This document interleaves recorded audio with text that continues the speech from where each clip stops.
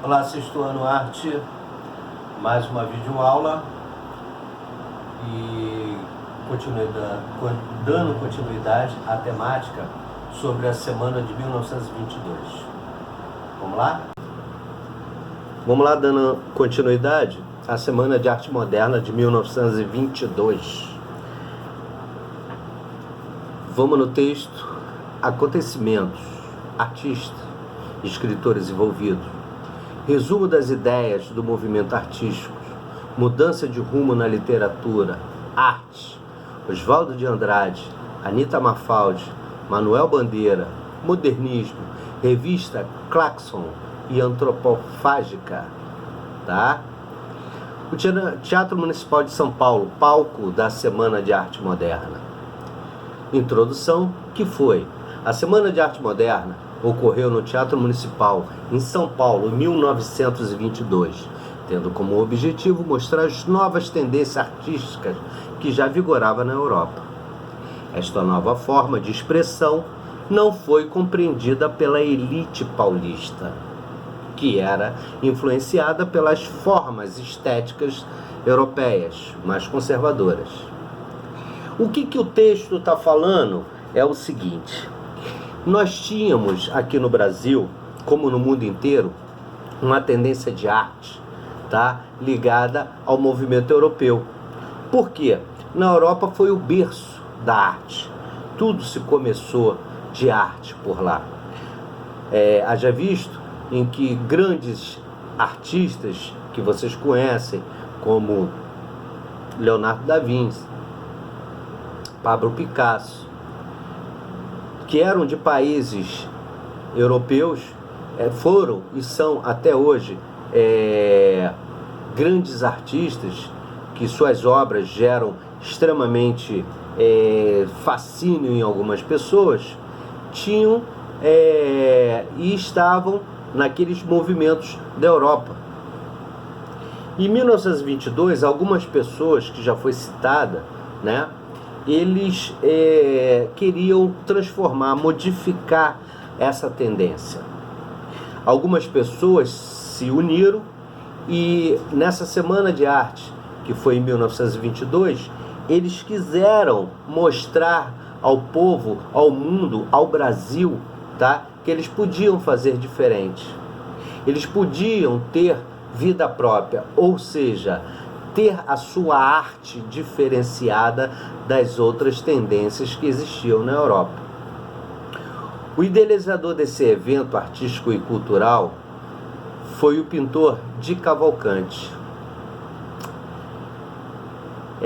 Em um período repleto de agitação, os intelectuais brasileiros se viram em um momento em que precisavam abandonar esses valores estéticos antigos que vinham da Europa.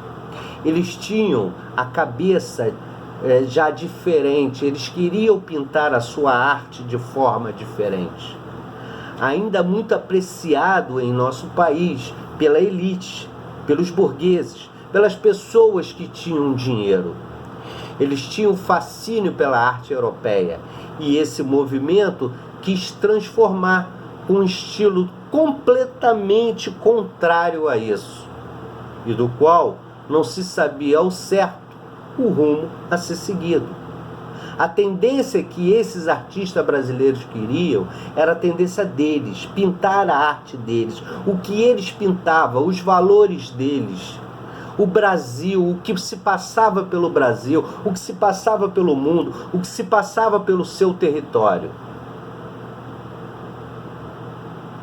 Então, esse rumo, tá, a ser seguido poderia ser um rumo totalmente diferenciado daquele rumo que a Europa seguia. No Brasil, o descontentamento com o estilo anterior foi bem mais explorado no campo da literatura, com maior ênfase na poesia. Entre os escritores modernistas, né? A gente fala de modernista por ser moderno, de querer modificar, destacavam-se Oswaldo de Andrade, Guilherme de Almeida, Manuel Bandeira.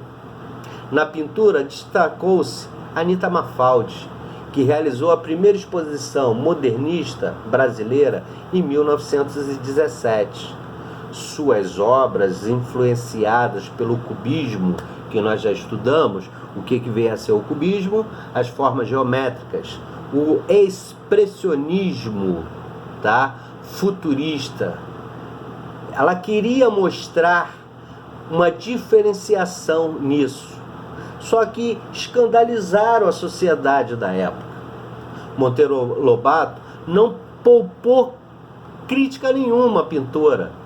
Contudo, esse episódio serviu como incentivo para a realização da Semana de Arte. Então eles quiseram modificar, transformar, mostrar ao mundo isso, essa mudança. E essas críticas que eles tiveram foi exatamente na Semana de Arte Moderna de 1922. Só foi adquirir sua real importância ao inserir suas ideias ao longo do tempo, a Anita Mafaldi. O movimento modernista continuou a expandir-se por divulgações através de revistas, tá?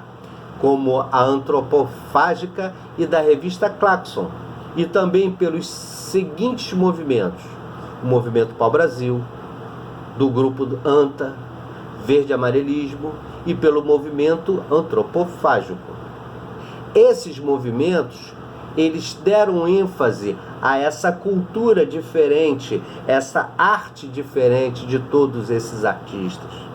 Mais adiante, quando vocês estiverem lá no ensino médio, vocês terão o contato com algumas coisas diferenciadas sobre esse movimento, tá? Que marcou aquela época, aquela semana. Justamente por quê?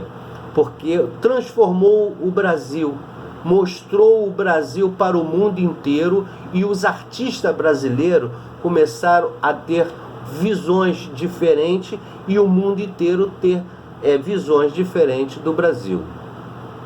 Todo novo movimento artístico é uma ruptura com os padrões utilizados, ou seja, os padrões anteriores dos padrões atuais. Isso vale para todas as formas de expressão, todas. Quando eu digo que existe arte em tudo que nós fazemos, é por isso. A dança se transformou, a música se transformou, a pintura se transformou, a literatura se transformou, as esculturas se transformaram devido a esse movimento de tão importante que foi. Ocorre que nem sempre o novo é bem aceito, como não foi. Isto foi bastante evidente no caso do modernismo. Então, todas as vezes que vocês ouvirem falar do modernismo, vocês vão ouvir falar dessas pessoas citadas, como Anita Mafaldi, como Oswald de Andrade. Por quê? Porque foi uma mudança. Foi uma mudança da estética europeia tradicional que influenciava os artistas brasileiros, e eles não queriam essa influência europeia mais. Aí nós vamos falar de uma coisa interessante que pouco as pessoas falam, que são de curiosidade sobre essa semana de 1922. Quer ver uma coisa? Durante a leitura de um poema, Os Sapos, de Manuel Bandeira, leitura feita por Ronaldo de Carvalho, o público presente no Teatro Municipal fez um coro e atrapalhou a leitura, mostrando, desta forma, a desaprovação. No dia 17 de fevereiro, Villa-Lobos fez uma apresentação musical. Entrou no palco calçado, um pé, um sapato e um outro, um chinelo. O público vaiou, pensando que Villa-Lobos veio com essa irreverência para poder modificar e transformar. E considerou a atitude de Villa-Lobos futurista, desrespeitosa. Um tempo depois, foi esclarecido que Villa-Lobos entrou desta forma, pois estava com calo no pé. Olha só, olha como ele foi vaiado ele foi criticado, mas na verdade ele foi criticado pela postura em que como ele entrou no palco. Mas na verdade ele não entrou no palco calçado com um par de sapato, porque ele estava com calo no pé e estava doendo demais. Essa é uma curiosidade em que as pessoas criticaram, mas na verdade foi apenas um acontecido. Eu coloquei essa imagem, que é o Abapuru. É uma pintura a óleo da artista brasileira Tarsila de Amaral, uma das maiores artistas brasileiras de todos os tempos. Olha só, o Abapuru. Olha a forma geométrica da cabeça até os pés. Olha o conceito em que ela pintou. É uma das principais obras do período antropofágico do movimento modernista no Brasil. É a tela brasileira mais valorizada no mercado mundial das artes, com valor estimado de 40 milhões de dólares, sendo comprada pelo colecionador argentino Eduardo Constantini por 2,5 milhões em 1995, em um leilão realizado em Christie's. O criador do Museu de Arte Latino-Americano em Buenos Aires, Constantini, doou sua coleção para o museu, incluindo o Abapuru. Anteriormente, a obra pertencia a um empresário brasileiro chamado Raul Forbes, numa aquisição ocorrida em 1985. Então, eu quero mostrar para vocês que muitas das vezes aquilo que é criticado se torna no futuro o máximo. Só para vocês terem ideia, Tarsila foi uma das mais criticadas nessa semana de 1922 e hoje ela é ovacionada pela sua arte. Vamos dar continuidade na próxima semana a mais algum tema interessante quanto esse.